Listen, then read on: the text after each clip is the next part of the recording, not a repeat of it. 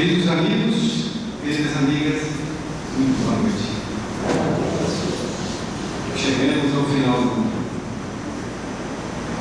E me foi confiado aqui falar sobre Natal. E como bem colocou nossa amigo Durante, no Natal nós devemos fazer nossas reflexões que envolvem esta data.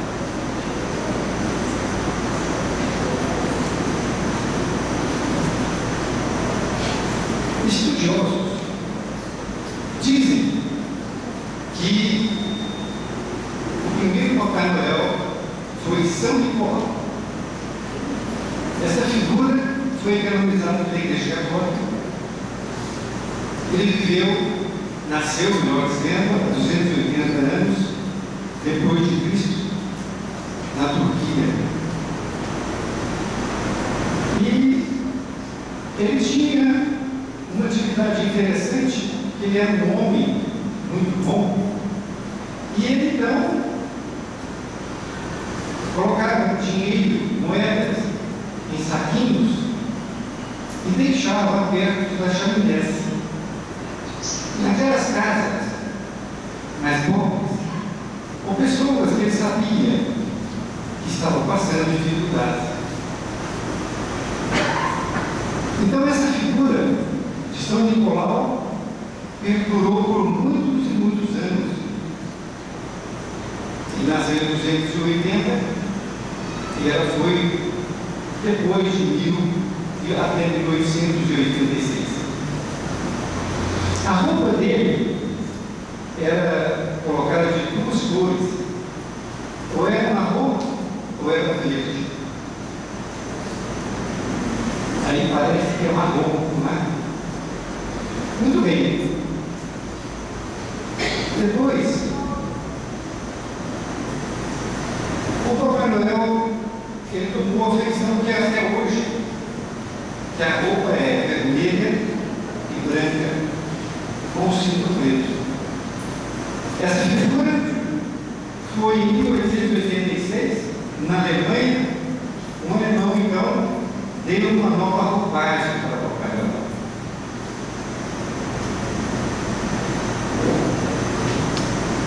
E em 1931, uma grande marca de refrigerante americana compra esse direito desse cartunista alemão e propaga a figura de Papai Noel lastreando no seu refrigerante, que também tinha e tem as cores vermelho e branco.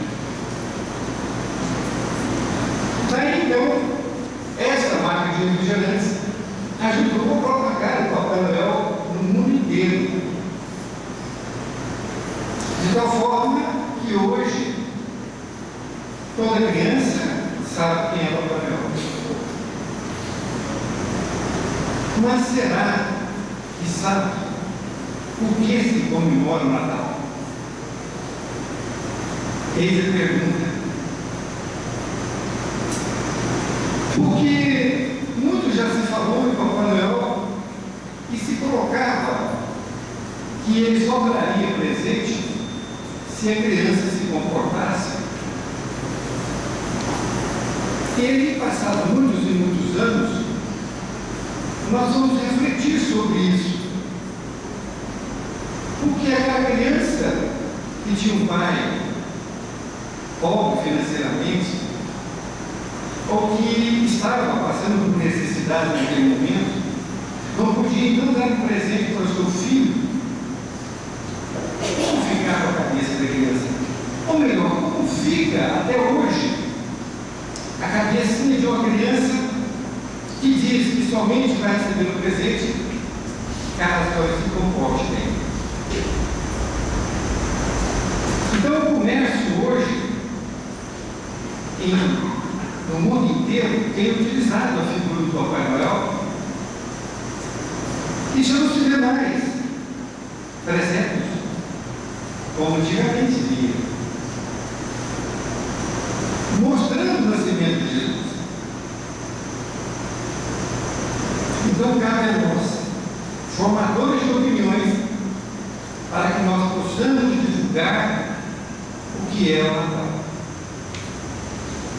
O Natal não é Papai Noel, até porque o Papai Noel foi adotado por um sistema comercial, onde as pessoas se sentem na obrigação de dar um presente. Talvez isso no passado fosse importante, porque nós éramos muito brutos, talvez nossos sentimentos ainda não estivessem aflorados, para que nós pudéssemos amar verdadeiramente uma pessoa. Então talvez dessemos um presente que é uma forma de dizer que amava. Mas hoje não. Hoje nós não merecemos mais disso. Aliás, algumas pessoas, quando têm feito aniversário e convidam os amigos, têm pedido para trazer gêneros alimentícios de presente, para que possa doar para uma instituição. É uma forma interessante, porque começa o desprendimento. O desprendimento, desvencilhar amor de presente. São duas coisas completamente diferentes. E devemos resgatar a figura de Jesus como o que nasceu nesta data.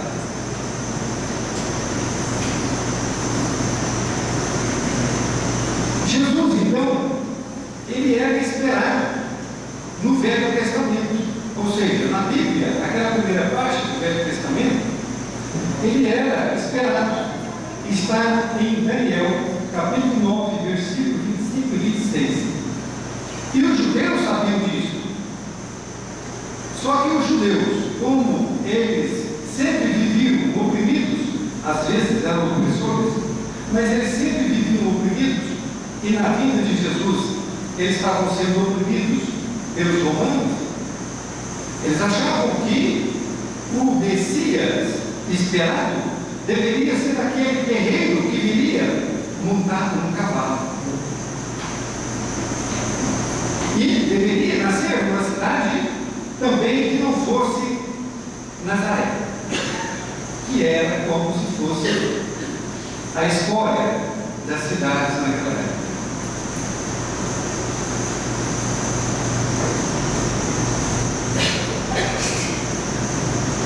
O nascimento de Jesus nós comemoramos dia 25 de dezembro. Porém, dizem não ser esta a verdadeira data. Na Roma antiga, aliás, na Roma não, também na Grécia e em todos os outros países, os povos eram politeístas. Então, no período de 17 a 23 de dezembro, os povos pagãos, eles comemoravam festas destinadas a Saturno. Era o deus Saturno, então, que eles comemoravam neste período, chamada então de festas saturnais. Então, nesse período de 13 a 23, existiam essas festas. E essas festas, ela tinha humor, tinha orgia e outras coisas mais. E tudo era permitido nesse período. Então vejo que é uma coisa realmente para não se ter nenhum prazer de lembrar, né? E era permitido, inclusive, aos escravos.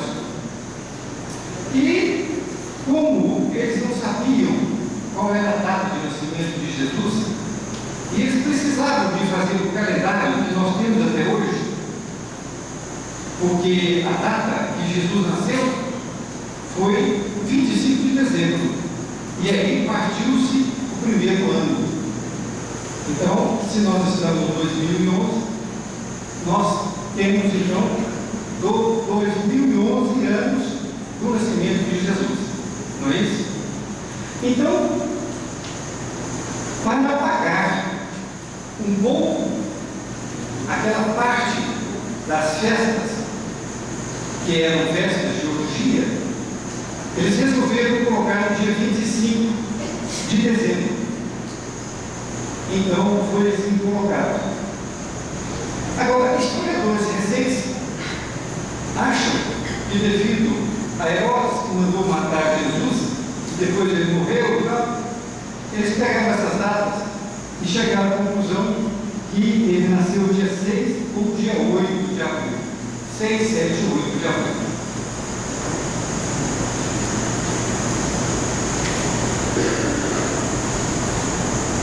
Mas onde Jesus nasceu? E quando Jesus nasceu? Isso pouco importa. Por quê? O que importa é o seu Evangelho. O que importa é se ele já nasceu no seu coração. Discutir que dia que é, se esse é certo, se não é, como nós colocamos, isso não tem nenhum valor. O que interessa é a sua mensagem.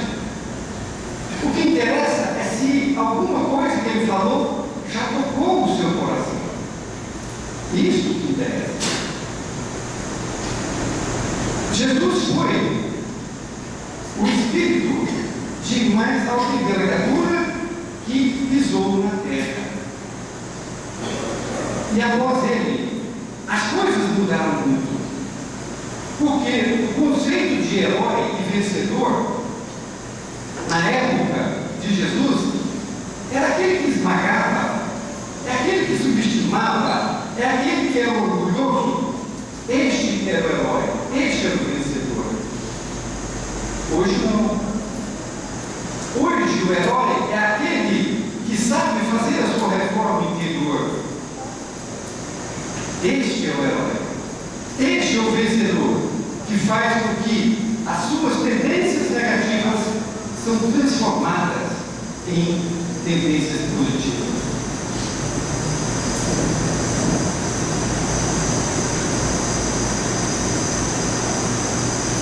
Então, que dia que Jesus nasceu no seu coração? Se ainda não nasceu, você pode buscar isso, para que ele seja verdadeiramente presente em todos os momentos de sua vida. Não é somente no centro espírita ou na igreja. Jesus tem que fazer parte em todos os momentos de sua vida, seja no trabalho, seja em casa, na rua. É um procedimento do cristão. Você não vai precisar falar que você é cristão ou cristã ou espírita. As suas atitudes falarão por si mesmas.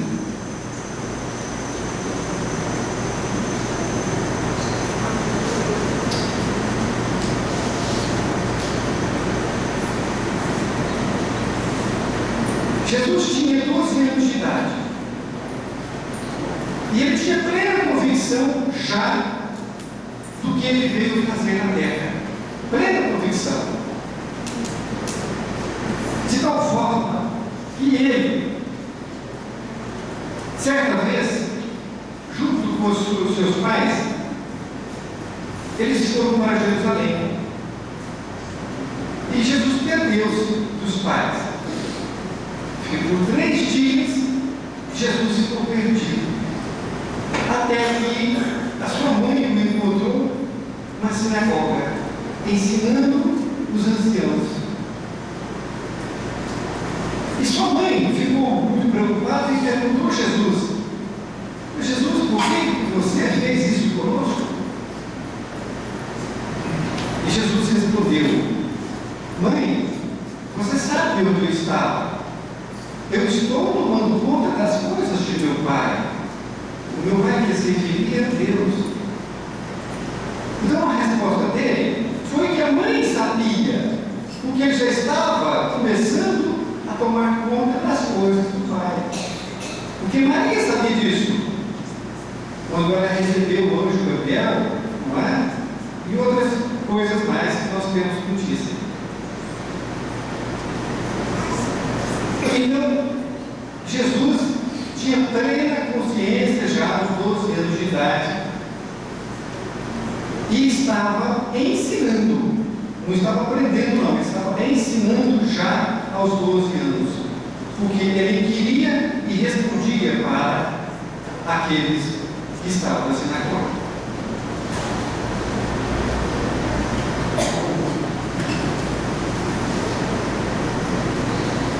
Os primeiros discípulos de Jesus ocorreu quando ele estava caminhando à beira do mar e ele encontrou duas pessoas, Pedro e André, dois irmãos pescadores que estavam lá mexendo nas suas redes.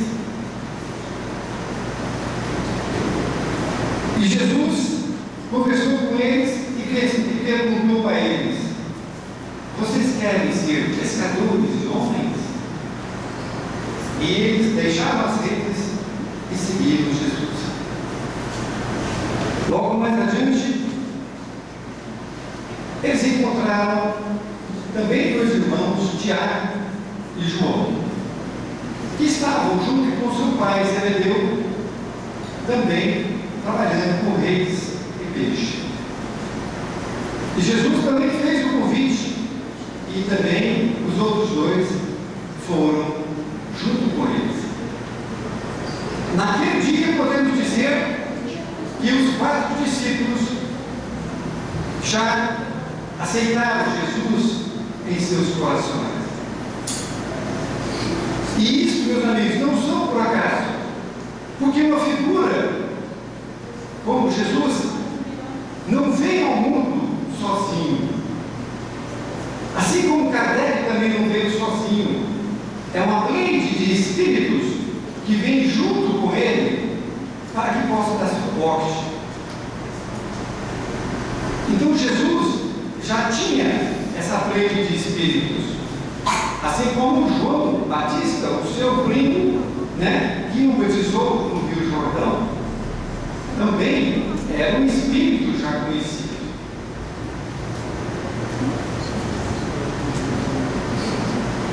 O primeiro milagre, assim chamado, que na verdade nós procuramos chamar de outra forma, porque o milagre não existe, mas comumente chamado de milagre, que Jesus fez foi em um casamento.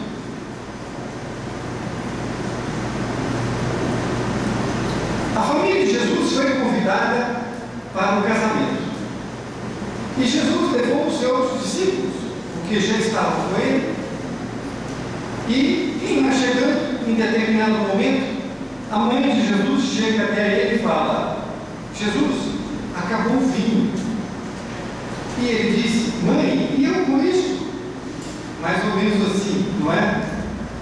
E eu que tenho com isso? E argumentou: ainda não é chegada a minha hora. Mas quando ele percebeu o olhar de sua mãe, possivelmente ele viu que sua mãe estava sendo incluída naquele momento, para que ele obedecesse. E Jesus então pediu para aqueles que estavam servindo, que eram potes de barro, o vinho, e pediu para eles encherem de água do poço. E assim eles fizeram. E pediu para que servisse. O vinho era de tal qualidade que um dos convidados, ou melhor, dos convidados, chegou-se ao pai da noiva, que estava dando a festa, e disse: é normal em toda festa ser distribuído o melhor vinho, e logo que todos estão embriagados, se dá um vinho de pior qualidade. Mas você fez o contrário. Você deu um bom vinho, e agora você deu um vinho melhor ainda. Imagine a qualidade desse vinho. Mas vejam bem, como tudo que Jesus fazia, nada era por acaso, nada ele falava uma transformação. Ele transformou o gosto da água em gosto de vinho. Não só a união entre as pessoas, como também a nossa vida é uma plena transformação. Nós temos que estar em plena transformação todos os dias, todos os minutos de nossa vida. É isso que ele quis dizer para nós quando ele transformou a água em vinho. A transformação, naturalmente, através do seu Evangelho.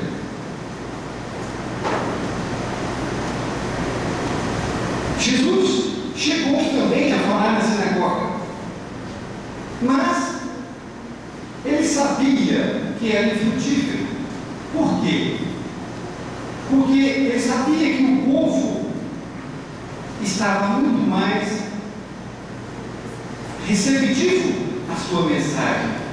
Aqueles rabinos considerados maiorais, em que ele esteve lá quando criança, o ouviam agora, porque Jesus tinha o direito de falar na sinagoga, devido à sua linhagem, assim como o seu pai teve também o direito de casar com Maria, devido à sua linhagem, que veio de Abraão. Então ele tinha direito, e ele falou. Só que ele sabia que não adiantava nada. Porque ele sabia que aqueles rabinos estavam ouvindo, sabiam que ele estava correto no que dizia, porém, eles não queriam sair da sua hipocrisia, que era a palavra mais dita por Jesus.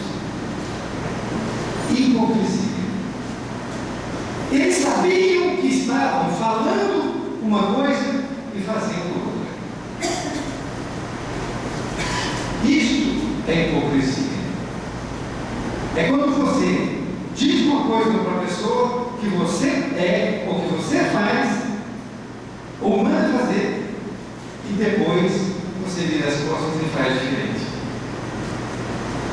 Então Jesus sabia perfeitamente.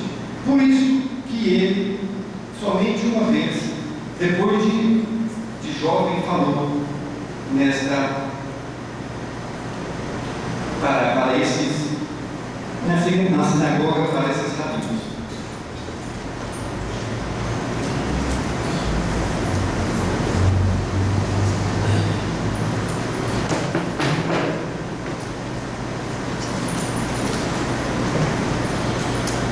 O Sermão do Monte, ele é vastíssimo, ele é enorme, ele é rico em ensinamentos.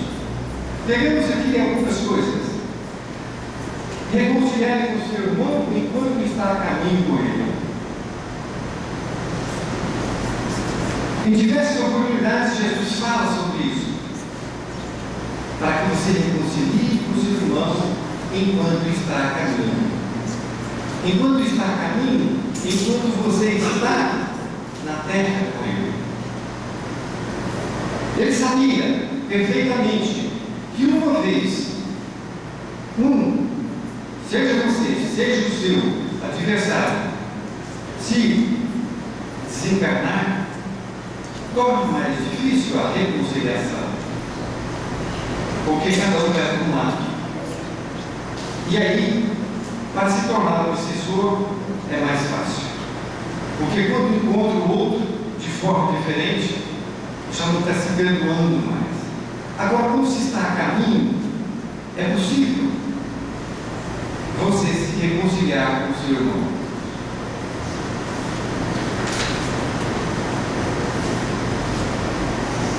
Ele volta ainda a falar: orai pelos inimigos. Olha, se você não reconciliou com o seu irmão enquanto estava a caminho, ele se tornou o seu inimigo, não foi? Você pode dizer: não, ele é meu inimigo, mas eu não sou inimigo dele. Ótimo. Ótimo que você não esteja vibrando negativamente para ele. Mas é preciso que você o procure. E se ele não der uma chance para você procurar, falar com ele, pedir suas desculpas pela parte que ele toca, você entre em oração. que você então corte o fio magnético que existe entre você e ele. É preciso desligar, porque aí ele não vai ter mais como fomentar algo negativo a seu respeito. Não fique nutrindo ódio, mágoa. Isso leva às doenças, e muitas. A maioria das doenças são desenvolvidas através de sentimentos negativos que nós mesmos desenvolvemos em nós. Nós somos os nossos algozes. Nosso corpo não veio com defeito de fabricação.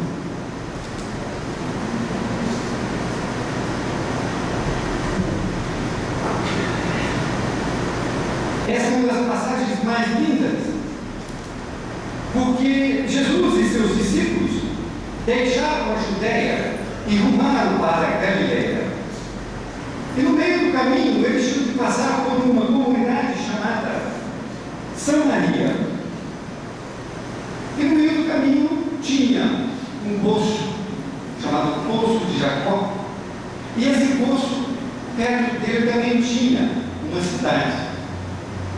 E Jesus então parou neste poço e ficou esperando os seus discípulos que caminharam até a cidade para comprar alimentos. E enquanto Jesus esperava, chegou uma mulher samaritana, que era de Samaria.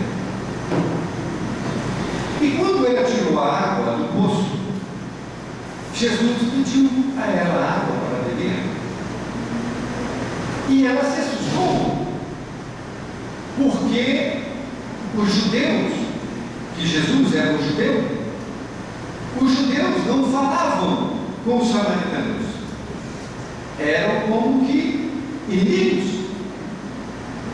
E ela disse: você é judeu? Eu sou samaritana. Por que fala comigo? E ele disse: qualquer que beber desta água tornará a ter sede, mas aquele que beber da água que eu lhe der nunca terá sede, porque a água que eu lhe der se fará nele uma fonte d'água que salte para a vida eterna. Então, essa água que Jesus se refere é o seu Evangelho. Então, quem beber do seu Evangelho terá uma fonte d'água que vai saltar para a vida eterna. É para refletir sobre essas palavras que estão no Evangelho. Eu fiz questão de ler para não pular nenhuma palavra. Fonte d'água que salta para a vida eterna. E a mulher disse: Senhor, dê-me desta água. Então Jesus nos lembra aqui nessa passagem de que nós precisamos realmente dessa luz divina que Ele nos trouxe. Porque enquanto nós estivermos distante da luz, a nossa infelicidade é certa. Somente quando nos aproximamos da luz é que nós teremos o prazer, a satisfação de poder dizer que somos felizes.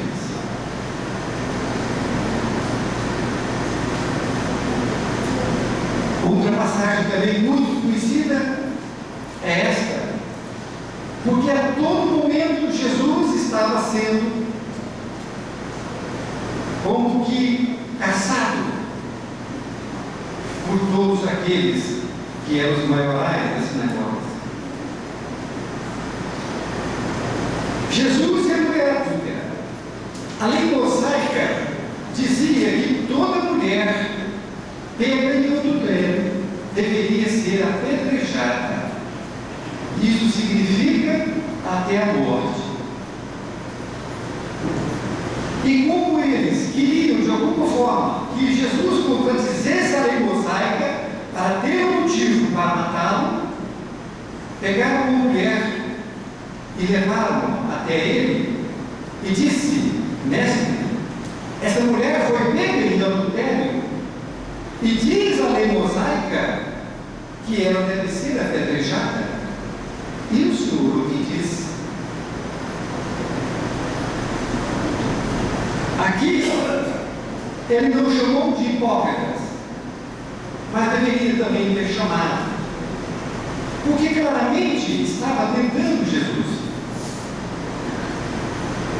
Jesus continuou daquele jeito, que estava ali, como que brincando na terra, no chão. E ele, não sem levantar a cabeça, disse: aquele que não tem nenhum pecado, que atire a primeira pedra. Porque eles já estavam com as pedras nas mãos, estavam para fazer. E aí, um a um, naturalmente os mais velhos primeiro, porque deveriam ter mais pecados, começaram a soltar as pedras e assim retirar daquele ambiente. Até o momento que não ficou ninguém. E Jesus perguntou à mulher: onde é que estão os seus acusadores? Ela disse: foram embora. E o Senhor não vai me acusar? E então disse: se eles não te acusaram, muito menos eu. Vá e não peques mais. Essa lição nós temos que guardar, porque ela serve para a nossa vida diária em todos os momentos. Em todos os momentos. Porque a todo momento nós estamos acusando alguma pessoa por algo que ela fez que para nós é errado. E não se esqueça do velho ditado, porque quando você põe um dedo acusando uma pessoa, tem mais 4 acusando você. Então nós temos que nos vigiar, porque senão nós costumamos por esse hábito ruim, negativo, de falar mal das pessoas, dos seus pretensos defeitos. Como que, falando do defeito alheio, estaremos nós em melhor condição? Nunca. Isso é coisa de pessoas do século retrasado. Talvez nem isso. Quando éramos ignorantes mesmo. Porque falar da vida alheia não te melhora em nada. Só te faz perder tempo. Porque você perdeu tempo. Ao invés de falar da vida alheia, você devia estar construindo a sua própria vida. Seja egoísta. Então não acuse ninguém. Jesus disse: se eles não te acusaram, muito menos eu. Mas ele disse: vá e não peques mais. Por quê? Porque o pecado, no caso, ela está fazendo algo que não devia. É sair do ciclo vicioso que ela se encontrava.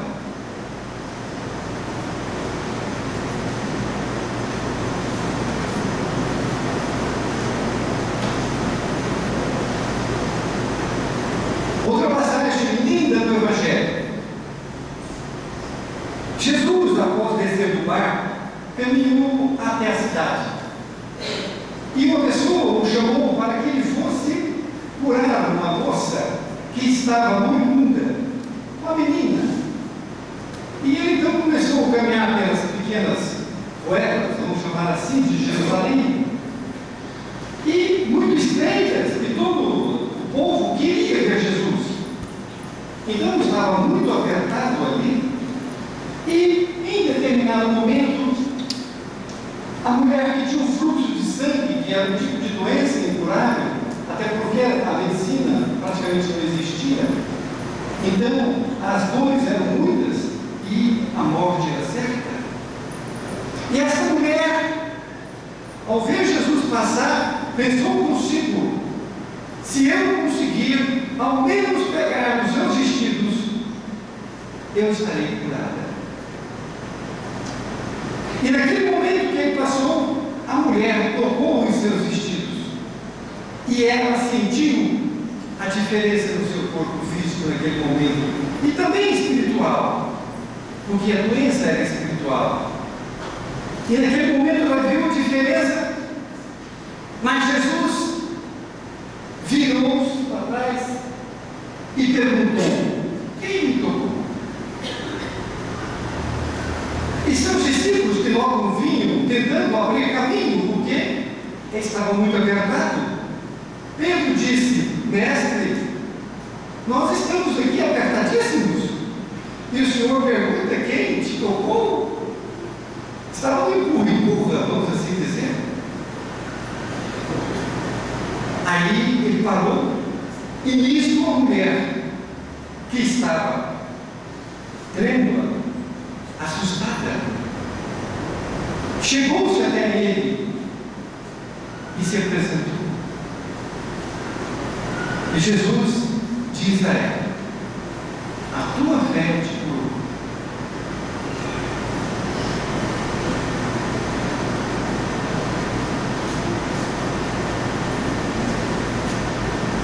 Nessa passagem, o que podemos tirar? A fé da mulher realmente foi enorme. E o que ela queria e sabia o que era. E é isso que nós temos que ter fé. Porque quando nós pedimos algo para Deus, nós temos que ter fé e saber mais, saber pedir. Porque muitas vezes não sabemos pedir. Ainda pedimos coisas que a traça corrói. Ainda pedimos para ganhar na loteria, para dar metade para uma creche. Então nós temos que saber pedir. O que é pedir? Se você pedir que sane uma doença sua, é possível que você consiga. Não duvide.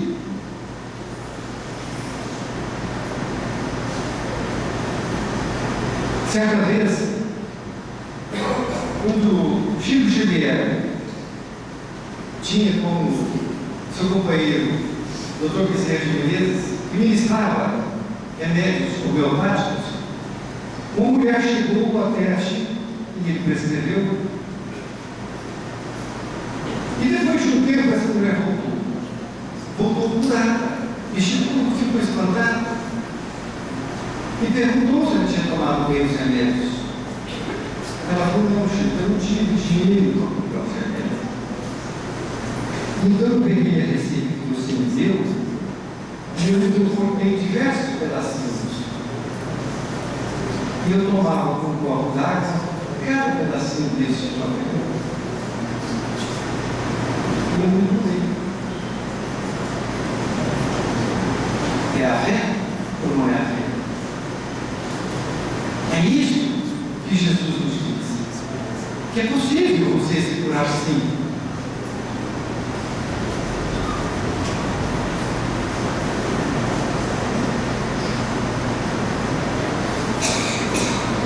Jesus despedia do povo quando ele pediu para os seus discípulos que entrassem no barco e esperassem da outra noite. E depois que ele despediu do povo, ele foi ao monte ainda orar.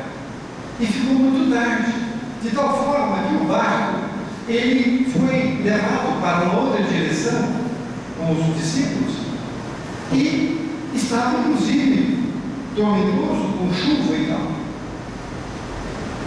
Em determinado momento, já era noite, os discípulos vêem um vulto caminhando pelas águas. E aí eles se assustam e dizem: é um fantasma. E Jesus diz: tenham bom ânimo, sou eu.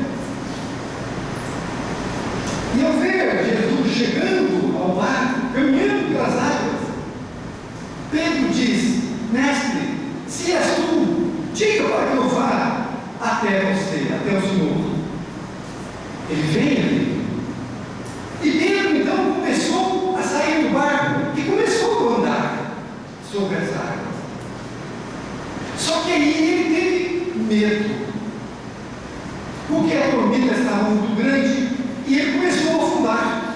No que ele começou a afundar, ele falou: Mestre, salva-me, que estou afogando. E Jesus então segurou os seus braços e o colocou dentro do barco.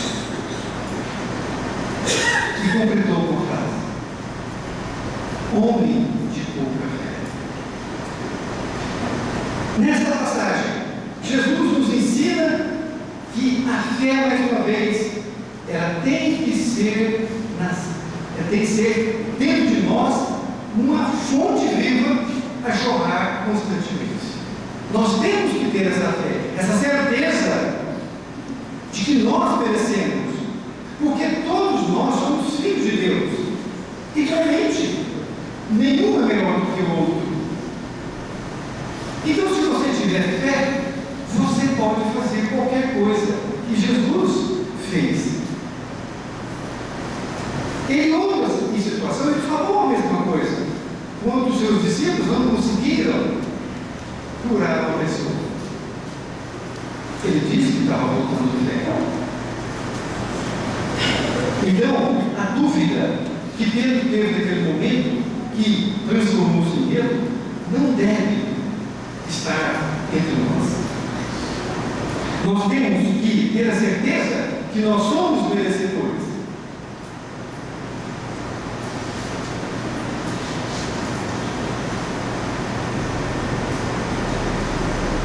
Também no Sermão do Monte está como orar. Ele disse que quando você for orar, que você não faça como os hipócritas que oram em praça pública, ou então que oram nas sinagogas, naqueles lugares de maior destaque, para que todos os vejam orando. Mas que você ore entrando em seu quarto, fechando a porta, e aí, em secreto, você ora a seu Pai. E Ele sabe o que você precisa e vai dar. Porque você pode dizer: mas se Ele sabe, por que não dá? Não, você não vai pedir na recepção da palavra, você vai ligar com o Pai. É diferente. Basta você se ligar com Ele, entrar em sintonia, e você então se liga a Ele. O pedir é realmente não necessário. Mas se você emanar aquela certeza de que você está ligando com o Criador, porque você é a criatura, você recebe.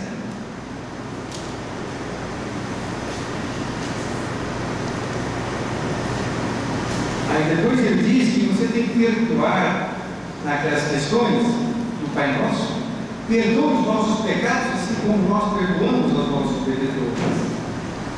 É muito importante, porque se você for orar e tiver mágoa no coração, se você tiver raiva, é melhor perder. É melhor perder.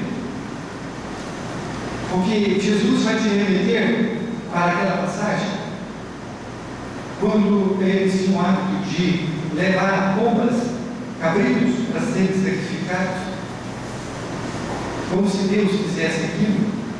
E Jesus disse para eles: se você tem alguma contenda com seu irmão, deixa aqui a sua oferenda, vai e reconcilia-te com teu irmão, depois você volta. Então, da mesma forma, se você tiver no seu coração com ódio, com mágoa, com algum sentimento ruim, tire isso primeiro do seu coração.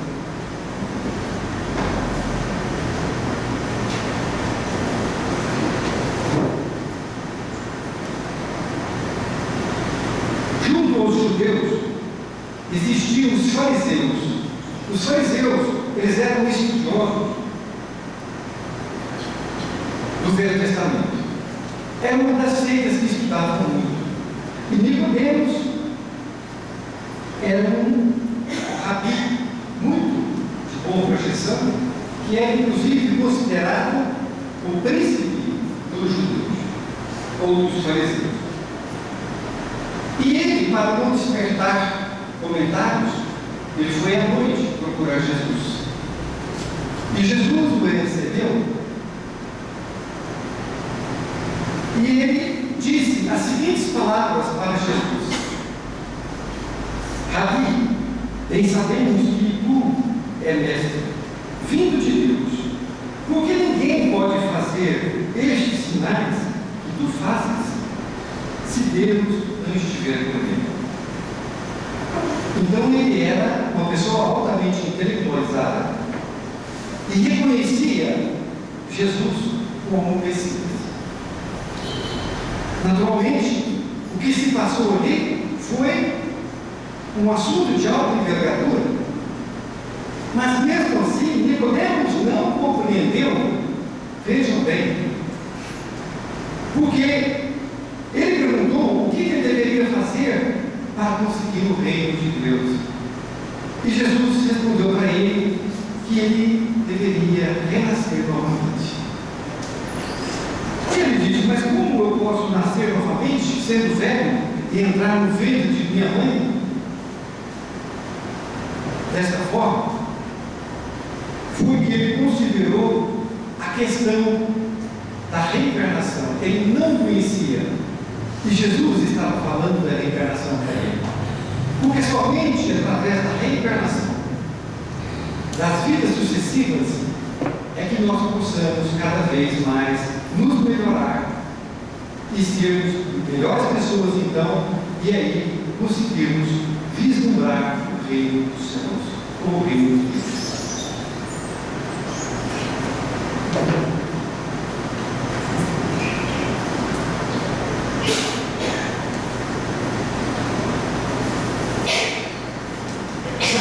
Era um publicano ou um cobrador de impostos.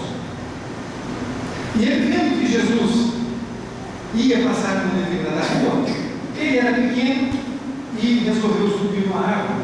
E lá estava ele, vendo Jesus passar. E no momento que Jesus passou, ele virou-se para Zaqueu e disse: Zaqueu, desça daí, pois hoje eu vou pousar na sua casa. Quem disse para ele que ele chamava Zaqueu? Pois é. E Zaqueu desceu, foi até Jesus e disse para ele: mestre, eu vou dar a minha fortuna, metade da minha fortuna, para os pobres. E aquele a quem espoliei, eu vou devolver 4 vezes mais. Naquele dia, o Evangelho nasceu dentro de Zaqueu. De tal forma que Jesus disse: o Filho do Homem veio buscar e salvar o que havia perdido. Eu lhes pergunto: e nós? Estamos ainda espoliando pessoas em nosso trabalho, em nossa vida diária? Queremos separar o Evangelho de Jesus, que não é religião, é uma norma de conduta do nosso trabalho. Que o meu trabalho é outra coisa. No centro espírita sou bonzinho, mas aqui no meu trabalho é outra coisa. Eu tenho que fazer isso. Será que nós estamos fazendo isso? Será que nós estamos fazendo o que Zaqueu fazia? Espoliando pessoas? Pagar os impostos era também uma coisa muito difícil para os judeus. E ele foi tentado mais uma vez nesta questão quando chegaram 2 pessoas junto a Jesus, um representando os romanos e outro representando um partido. Era tipo um partido que estava contra esses impostos que eram cobrados por Roma. Então, eles perguntaram se era lícito pagar os impostos a Roma. E a resposta foi aquela: dai a César o que é de César, e a Deus o que é de Deus. Nisso nós podemos entender o seguinte: Jesus sabia perfeitamente o que eles estavam querendo e o chamou de hipócritas. E disse: o que é de César tem que dar a César, o que é de Deus é de Deus. Tem que separar. E eles estavam o quê? Misturando uma coisa com a outra. E nós temos que dar a devida importância às coisas de César, que está representando coisas materiais, e às coisas de Deus. E muitas vezes nós não fazemos essa diferenciação. Nós temos que separar, dar o devido valor às coisas materiais e dar o devido valor às coisas espirituais.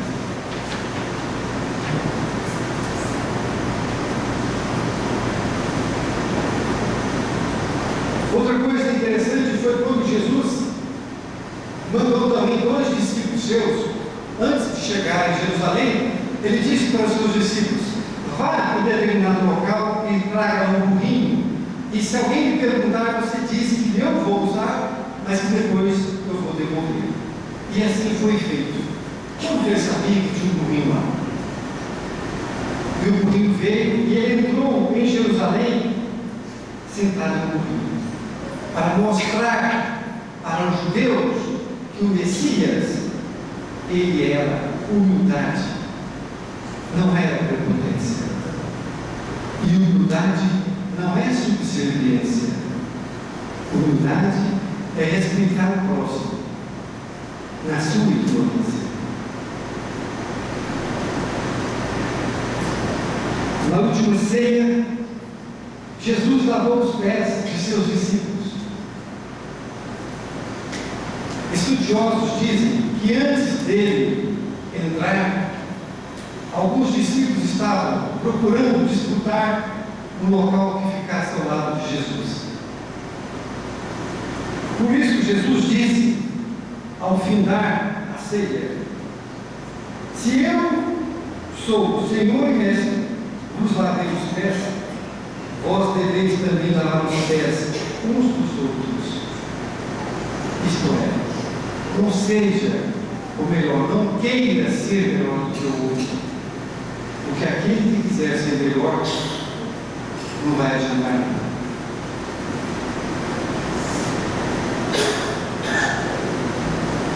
A última frase que Jesus falou para a humanidade: Pai, perdoa-lhes, pois eles não sabem o que fazem. E hoje, nós sabemos? Se sabemos, por que não fazemos?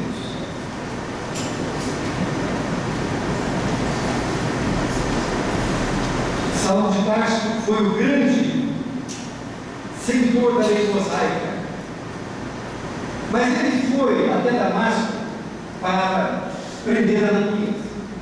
E no meio do caminho, ele viu uma grande luz que lhe cegou. E ele então ouviu a voz: Paulo, Paulo, por que me persegues? E ele disse: quem é, Senhor? Sou eu, Jesus de Nazaré. E depois de dar instruções para Paulo, que na verdade ainda chamava-se Saulo, ele foi até Damasco. E após alguns dias, Ananias, que era a criatura que ele tinha ido prender, foi e curou a sua ferida, e ele voltou a enxergar. Este foi o momento que Paulo adotou o Evangelho de Jesus como linha de conduta para toda a sua vida.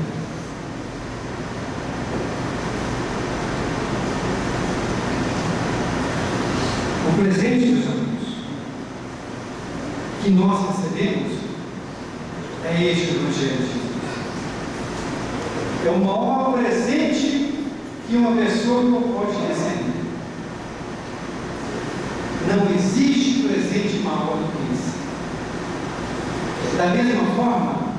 Se você passar este Evangelho para alguma pessoa, de alguma forma, é o maior presente que você pode dar, seja para o parente, seja para o filho ou para um desconhecido.